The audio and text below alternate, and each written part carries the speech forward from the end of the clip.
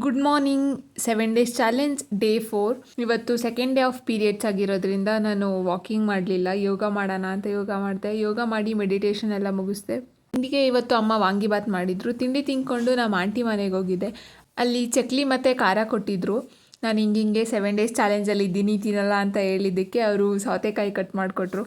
ಅದಾದಮೇಲೆ ಒಂದು hair pack ಹಾಕೋಣ ಅಂತ ರೆಡಿ ಮಾಡ್ತಾಯಿದ್ದೆ. ಇದು ಬಿಲ್ಪತ್ರೆಕಾಯಿ.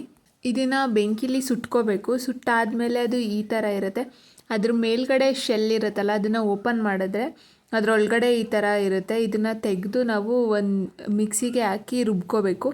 ಆ್ಯಂಡ್ ರುಬ್ಬಬೇಕಾದ್ರೆ ಒಂದು ಸ್ವಲ್ಪ ನೀರನ್ನ ಆ್ಯಡ್ ಮಾಡ್ಕೊಂಡು ರುಬ್ಬಬೇಕು. ರುಬ್ಬಾದ್ಮೇಲೆ ಅದು ಈ ಥರ ಇರುತ್ತೆ.